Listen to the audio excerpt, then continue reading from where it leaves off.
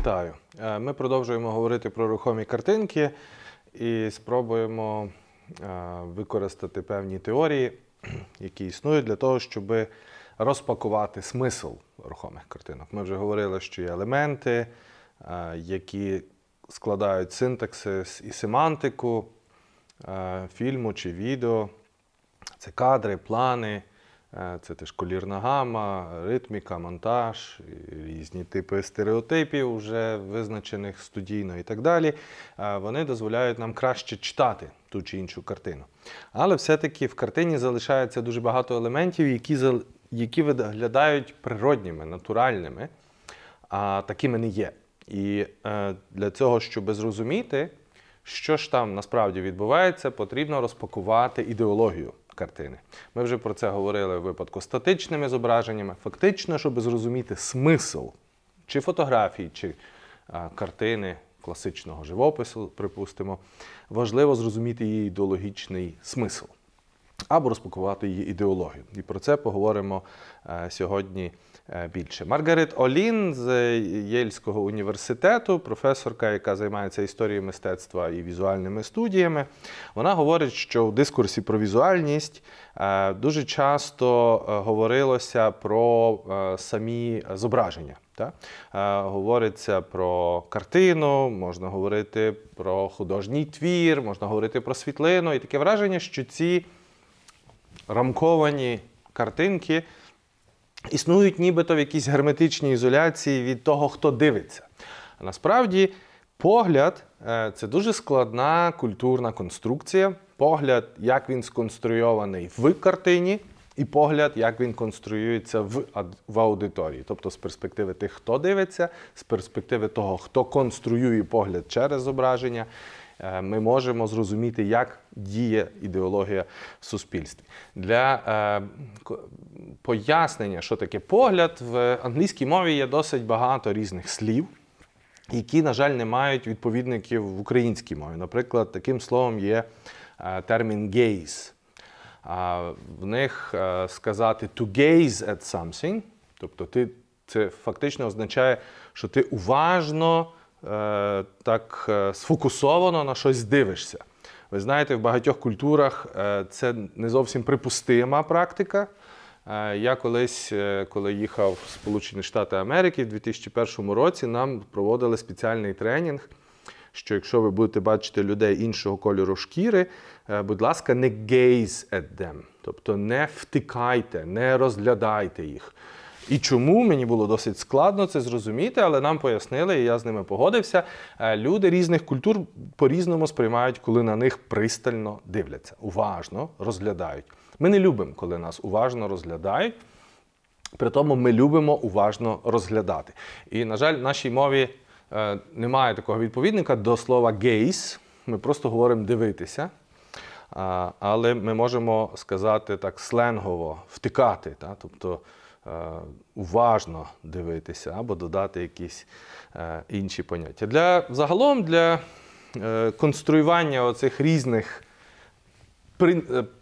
практик споглядання існують дуже багато різних слів. Наприклад, в англійській мові існує слово behold, beholding. У нас це просто перекладається як дивитися, але це зовсім різне дивитися, тому що you behold перед іконою, тобто ти дивишся таким способом на образи релігійні.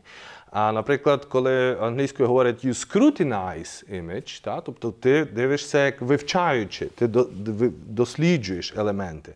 Можна сказати англійською you glimpse and peek. Glimpse – це коли ваш погляд скаче, він якби проглядати або заглядати. Можна сказати кидати погляди, англійською це буде glare. Можна часто їх близько зв'язувати. To glare and glimpse and gaze. І це можуть бути трошки відмінні практики, які означають те саме – дивитися, тільки в різний спосіб дивитися. І дуже часто дослідники, які вивчають картинки, вони забувають, слухайте, є такий спектр різних визначень, що ти можеш glare на картину Пікассо, а ти можеш gaze на картину Пікассо, ти можеш glimpse на картину Пікассо. Відчуваєте, я використовую ті всі слова, які досить складно українською передати, але якщо спробуємо, то ми можемо сказати, ми на картини можемо дивитись, заглядати, проглядати, спостерігати, вивчати. Тобто це дуже різні підходи, і вони теж дуже важливі. Тобто їх залишити поза аналізом візуальності не можна. Слова, які ми використовуємо для позначення агенту погляду, наприклад, того, хто дивиться. В українській ми кажемо спостерігач, глядач, англійською можна сказати viewer, часом говориться spectator, споглядач, українською можна було назвати, можна сказати обсерватор. Коли ми говоримо про кіно, ми говоримо про аудиторію. Тобто це може бути і глядач, і аудиторія, тому що це якась така сукупна назва. Існують ще такі поняття більш академічні, наприклад, окуляроцентризм, що позначає ось цю таку фокусацію на візуальному, особливо в 19-20 столітті. Нагадую, що такі надважливі техніки конструювання візуальності, як фотографія і кіно, були винайдені в 19 столітті, перетворивши загальну глобальну культуру з культури говоріння, читання на культуру споглядання. І дуже часто, як казали деякі теоретики, перетворивши всіх нас на пасивних спостерігачів, а не на активних учасників. У фройдовій практиці в психоаналізі існує таке поняття, як скопофілізм або скопофілія, і це теж пов'язано з скопос з оком. Тобто можна говорити про скопічні режими, є теж таке поняття. Це різні режими в різних культурах і в різних часах, які визначають, як на щось можна дивитися, як це щось можна сприймати, як вам дозволяють на щось дивитися. Зараз у Львові дуже багато ходить людей з арабського світу, в паранджах, і ви дуже добре відчуваєте різні правила, що можна показувати, наприклад, в тілі, особливо в жіночому тілі, в суспільстві, яке здоміноване чоловіками. Загалом теж є таке поняття в психоаналізі, як вуаєризм, але воно вже більш широке в культурі, і це така практика підглядання. Ми дуже часто бачимо, що в фільмах нам пропонують такі елементи, як підглядання, спостереження за кимось. І це людям приносить задоволення. Не випадково в психоаналізі існує таке поняття, як скопофілія, яке може мати і негативний конотат. В загальному скопофілія – це естетичне задоволення, отримане від погляду на предмет або на людину.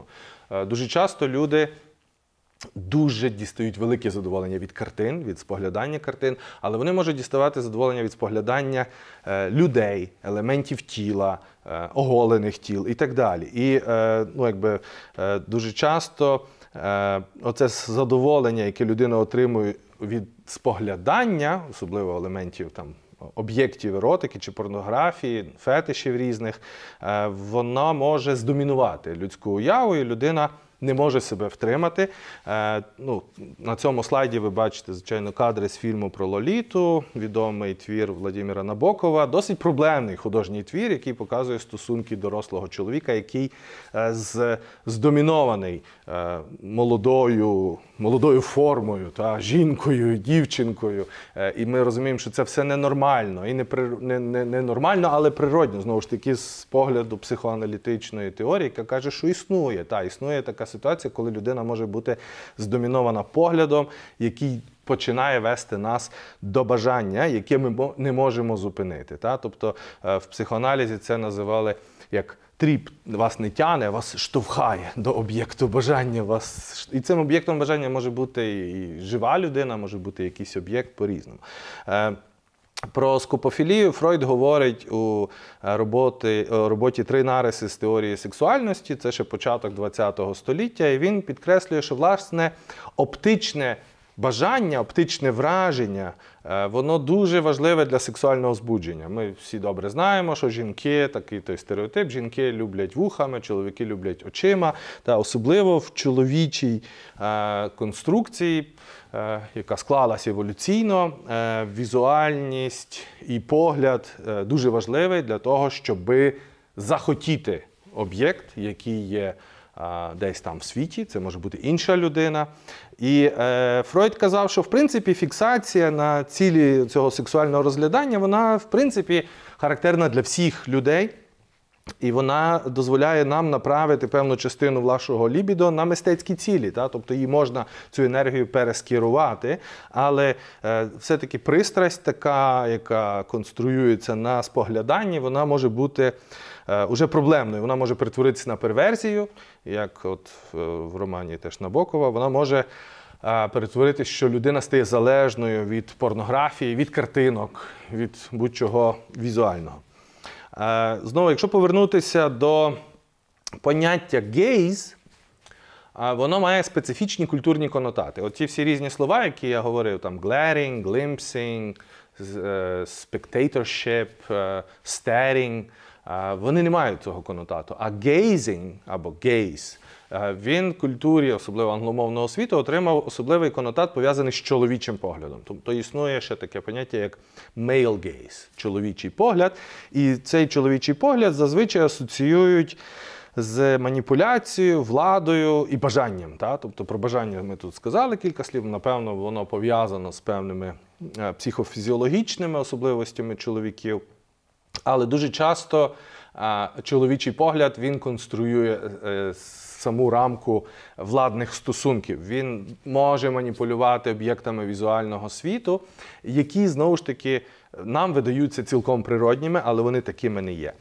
Дуже часто теж цікаво, що легітимізована практика споглядання, уважного споглядання, вона є або в науці, або в кіно, або в мистецтві. В ширшому можемо сказати в мистецтві і в науці. Тобто тільки в тих сферах нам дозволено уважно розбирати об'єкт дослідження.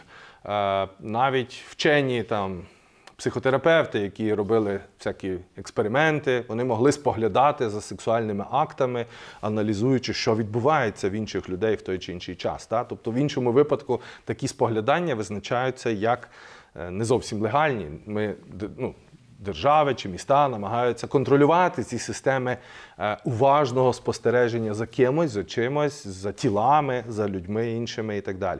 Але от в мистецтві, навпаки, це підтримується. Ви завжди маєте цю картинку людини, яка стоїть перед картиною і дивиться. Для того ж і створений музей, для уважного розглядання. Але це розглядання, воно може мати різну природу. Ось перед вами картина з Львівського погрому 1941 року з Яд Вашему, яка показує німецьких солдат з камерами, які знімають львів'ян, які вбивають або б'ють, знущаються над своїми співмешканцями, співміщанами, в тому випадку над євреями.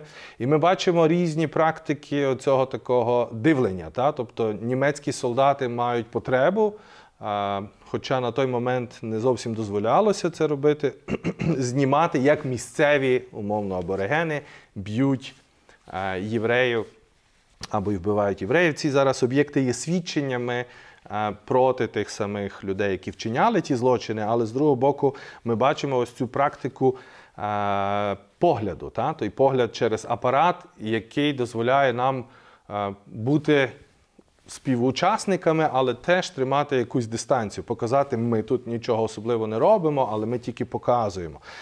Тому ці погляди, або цей гейз, він дуже може мати політичне забарвлення, ідеологічне забарвлення, також гендерне забарвлення.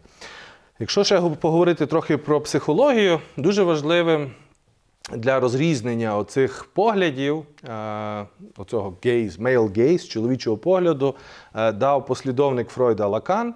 І Жак Лакан, він говорив, що психіка, як ви знаєте, у Фройда психіка людини, вона конструюється з свідоме, надсвідоме і несвідоме. Лакан говорив про реальне, уявне та символічне. Він казав, що реальне – це така найпотаємніша частина психіки, яка вислизає від словесного опису, ми не можемо її пояснити.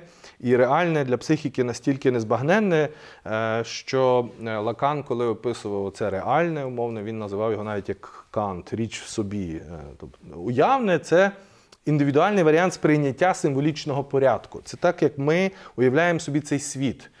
Чи сонце, крутиться навколо Землі, чи Земля навколо Сонця. Я особисто ніколи цього пересвідчити не зможу, але я довіряю іншим людям, і це конструює мою картинку уяви. Тобто стосунки між чоловіком і жінкою – це теж система уявного. І Лакан вважав, що оце уявне, воно ріднить людську психіку з психікою тварин, поведінка яких регулюється певними цілісними образами, які називали гештальтами. Тобто і дуже часто в контексті людей ми теж говоримо про ці гештальти. І символічне – це вимір, коли ми можемо умовно називати це якби мова чи мистецтво. Це спосіб комунікувати ось між цим уявним і можливо, цим реальним, тобто якими нам важко зрозуміти і важко пізнати. І для конструювання будь-якого суб'єкту, будь-якої людини дуже важлива так звана стадія дзеркала. Її описав Лакан, він в своїх есеях спочатку порівнював немовля мавпи і людини, і він показав, що десь на стадії між 6 і 18 місяців немовля людини, як і немовля мавпи, наприклад, побачивши себе в дзеркалі, раптово оживає. Наприклад, я свого кота постійно ставлю перед дзеркалом, і мій кіт нічого особливого не знаходить в цьому дзеркалі. Тобто для більшості тварин відображення в дзеркалі не осягається. Наприклад, мавпа себе впізнає, але досить швидко здається. Людина бореться. Людина бореться в тому сенсі, що дитина маленька, якій там 6, 7, 8 місяців, бачить своє відображення в дзеркалі, вона починає з цим відображенням взаємодіяти. Вона починає різні ігри. І в якийсь момент вона його осягає. І Лакан описав цю ситуацію, що відбувається в цей момент з дитиною. Наступним чином він каже, що суб'єкт, він маленький, тобто коли ви народжуєтеся, ви є злиті з мамою, з пипкою, з цицькою, ви є одне ціле, і щоб ви стали людиною, вам треба відірватися від тої мами, вам треба стати кимось, собою. А це ставання собою – це довгий дуже процес, він може бути роздягнутий на роки, але в той момент мама вас все більше залишає, і дитина фруструється, вона лякається, плаче, вона не хоче бути собою. Це досить багато описано в різних текстах щодо становлення, немовлят і формування людей.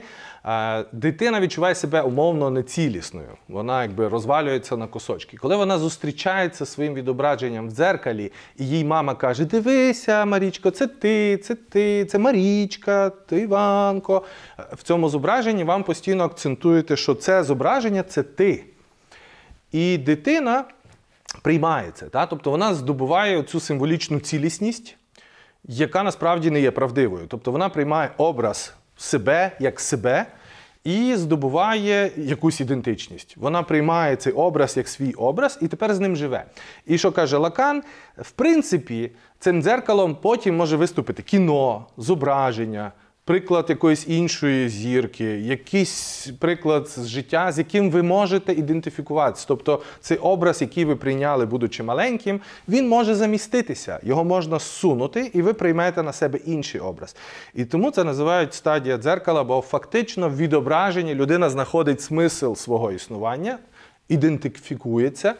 І ця ідентифікація може потім зсунутись. Коли ви підростете, ви можете захотіти бути кінозіркою, а можете захотіти страждати через свій живіт, а можете ще щось собі вигадати і вирішити, що ви там не такий чи не така. Цікаво, що дитина, вона взагалом, коли взаємодіє з тим дзеркалом, і це характерно тільки для немовлят людей. Тобто ми іншими тваринами такого не спостерігаємо, і в тому наша особливість, що оце пізнання себе чи конструювання себе, воно відбувається через такі різні ігри. Але тут важливо розуміти, що дзеркальне відображення, впізнавання себе в образі, ще раз кажу, ви не можете себе пізнати інакше, як через образ, через метафору, через якусь репрезентацію. І, відповідно, це є базовий процес конструювання людини. Він є дуже візуальний. Він, звичайно, має елементи тактильні і будь-які інші, але візуальність конструює нас як людину. Тому візуальні медіа настільки впливові і сильні, бо вони дозволяють постійно модифікувати оцю конструкцію. Важливо розуміти, що те, що відбувається на стадії дзеркала, це ідентифікація всій повноті того сенсу, який несе цей термін в психоаналізі. Тобто трансформація, яка відбувається з об'єктом при асиміляції цього образу – це, в принципі, оця дуже важлива конструкція ідентифікації себе. І тепер ось ви маєте, наприклад, картинку, і це принцеси з мультиків Уолта Діснея, приклади різних принцес. І ви, якщо побачите, усі ці принцеси, вони надмірно сексуалізовані, вони дуже мають виразні підкреслені риси, вигини, талії, очі, губи. І ці мультики дивляться маленькі діти. Звичайно, що ідентифікація з принцесою досить легко відбувається на тій стадії, і дитина може прийняти цей об'єкт, як замінивши це відображення в дзеркалі цим візуальною уявною репрезентацією. Цей момент радісного впізнавання себе в дзеркалі або відгук на своє ім'я, Івасику, Марічко, це також є моментом відчуження. Тобто фактично суб'єкт залишається назавжди, як каже Лакан, зачарованим своєю репрезентацією і шукає постійно якоїсь іншої репрезентації для того, щоб досягнути своєї цілісності, щоб стати знову собою, обійняти себе в якомусь такому уявному. І це є недосяжний ідеал, тому що насправді цього немає, це неможливо, але ми дуже до цього прагнемо, і тому нам так потрібні оці різні картинки, з якими можна ідентифікуватися, ідентифікуватися в комусь. І тепер коротко ще про теорію, кінотеорію. Як це все, що я сказав до цього, може бути пов'язано з кінотеорією. Є ще досить жива така британська теоретик кіно Лора Малві. Вона народилась в 41-му році, і найвідомішим її есеєм було есе «Візуальне задоволення та розповідне кіно», який вона написала ще в 75-му році. Мене ще навіть на світі не було. Він досі актуальний, цей есей. Це, до прикладу, як треба писати розумні тексти, щоб вони були довго актуальними. Фактично, Малві була першою феміністкою, теоретикинею, яка проаналізувала об'єктивізацію жінок у кіно, використовуючи фройдовий психоаналіз. Вона для цієї пояснення об'єктивізації використала ось це поняття, про яке я вже згадував, male gaze – чоловічий погляд. І вона каже, що male gaze, він конструюється фільмом, кадрами, планами, ритмом, монтажем, будь-чим. Він конструюється як природній. Це погляд гетеросексуального чоловіка, який конструюється як натуральний. І в цьому погляді ми маємо певні стосунки. Ми можемо бачити, що сцена дуже часто оператор зосереджується на вигинах жіночого тіла, акцентує талії, сідниці, шию, те все, що дуже подобається чоловікам. І ці вигини і там повільний рух по цьому тілу або рамкування, вони конструюють жінку дуже часто в статусі певного об'єкту споглядання, як певний предмет, як фетиш, яким треба захоплюватися через його фізичні характеристики, тому що він красивий. Ну, як в нас прийнято в загальній культурі казати, жінки-воїни, вони, звичайно, дуже важливі, але це окраса нашої армії. Ми в цьому бачимо дуже чіткий чоловічий погляд, тому що окраса для кого? Звичайно, для чоловіків. І теорія Малві, вона говорить, що Голлівуд в загальному, як комерційне кіно, як ціла індустрія, він конструює чоловічий погляд в більшості, тому що більшість, по-перше, творців цього кіно – чоловіки, і в більшості орієнтуються на ринок, в якому лише там 16%, можливо, по різних статистиках, медіатворців є жінками. Тобто це тотально здомінований чоловічий світ, і в ньому, відповідно, досить природньо показувати жінку в такому чи іншому ракурсі, в такій чи іншій формі. Ну, тут ви бачите кадри з відомих фільмів. Найчастіше male gaze, чоловічий погляд, сконструйований в фільмах про Джеймса Бонда. Зазвичай ми маємо дуже чоловічу маскулінізацію навіть глядача, але для нього завжди потрібна якась жінка, яка з'являється в цій історії. Теж такою дуже репрезентативною жінкою, яку використовує чоловіче голлівудське кіно, це є Мерлін Монро. Тобто її дуже багато її поз, висловів, вигинів, образів, вони використовуються для конструювання чоловічого погляду. або нормалізації того чоловічого погляду. І Лора Малві каже, що загалом, коли ми дивимося на приклади голлівудського кіно, то ми можемо говорити про гегемонію, про певну гегемонію. Це так якби про домінуючий в політичному і соціальному контексті погляд. Тобто тут ми не говоримо вже про природній психофізіологічний погляд, ми говоримо про культурний погляд, в якому чоловіки розглядаються завжди як активні діячі, а жінки розглядаються як пасивні об'єкти споглядань. На прикладі любого сюжету голлівудського фільму ви можете побачити, що активним діячем є чоловік. Він задає сюжет, він задає перехід планів. Динаміка і ритм сюжету завжди буде залежати від чоловіка. Жінку треба або рятувати, або вона є окрасою, або вона є обузою. Зазвичай вона в якійсь формі декорує сюжет, але в сюжеті домінує чоловік, і він, відповідно, є найбільш активною частиною.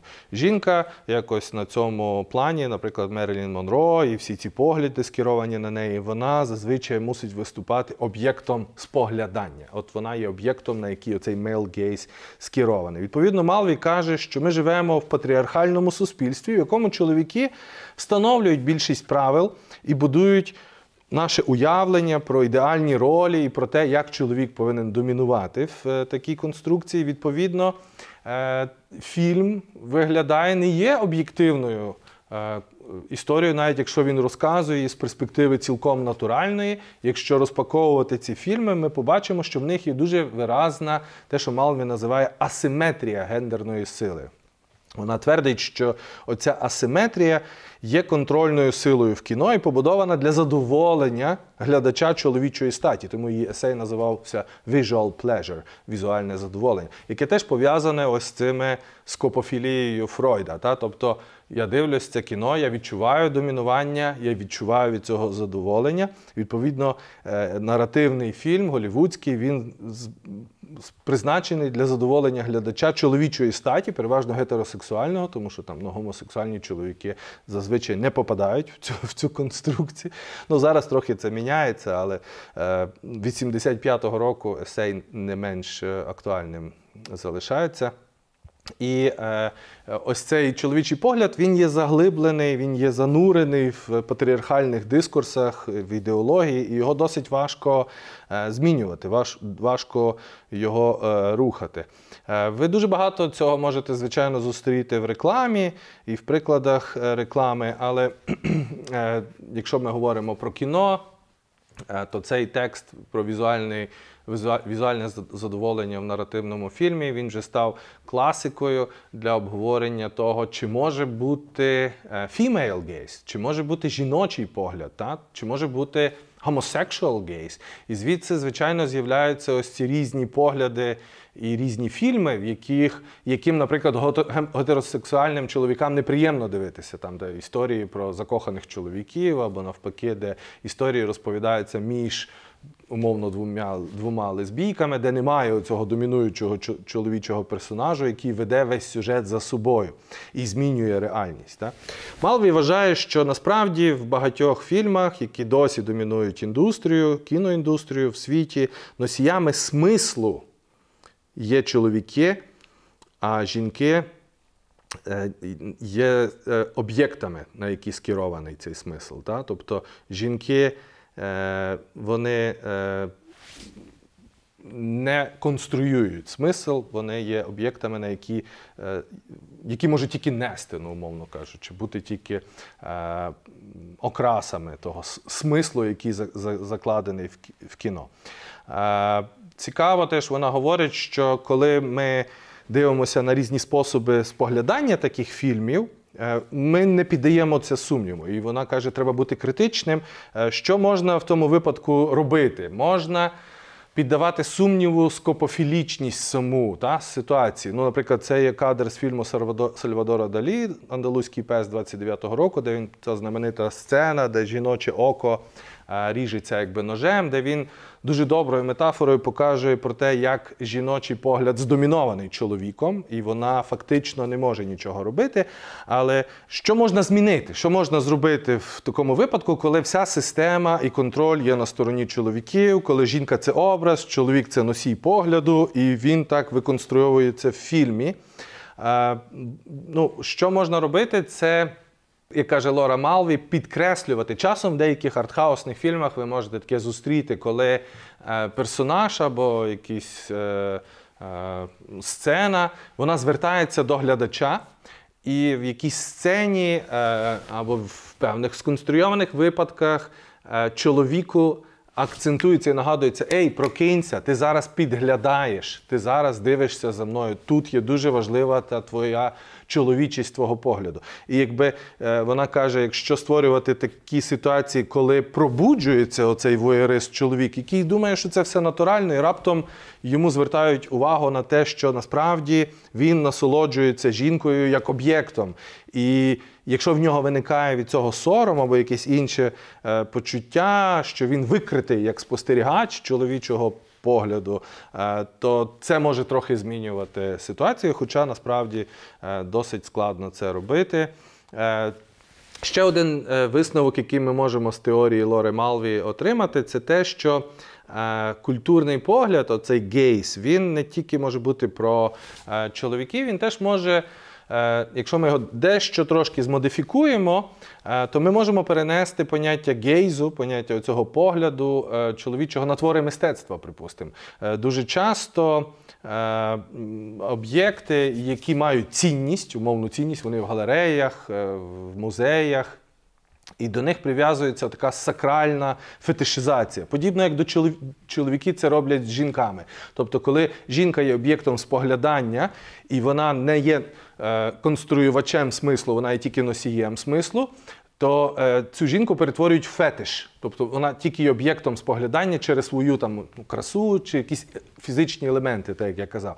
І подібно твір мистецтва. Як тільки твору мистецтва нав'язується якась цінність, він перетворюється, він фетишизується, він перетворюється тільки в об'єкт якийсь споглядання. І ми можемо бачити, як в кіно цей male gaze діє подібно до того, як ми конструюємо культурний погляд на певні твори мистецтва. Тобто, як ми визначаємо, чи ті твори геніальні, чи не геніальні. Після перетворення на товар фетиші містифікуються, тобто їх статус товарів охоплюється певною риторикою, яка говорить про них як майже про квазірелігійні об'єкти. Звідси ми маємо ось цей весь чоловічий дискурс про богинь, берегинь, прекрасних і так далі, що має приховати насправді реальний погляд як на об'єкт бажання, на об'єкт влади і контролю. Я маю на увазі погляд на жінок. І можливо, що наш культурний погляд на твори мистецтва є досить подібним, досить фетишистським. І треба теж себе завжди пробуджувати і клацати собі і казати, як ти зараз дивишся на це. Це єдиний момент, який може додати вам усвідомлення, це кожен раз, коли ви дивитесь чи кіно, чи на людину, чи на твір мистецтва, задавайте собі питання, а через які окуляри ви зараз на це дивитесь? Яким способом ви зараз на це дивитесь? І, можливо, ваш погляд стане більш об'єктивним, і ви отримаєте більш реального смислу від того, на що ви дивитесь.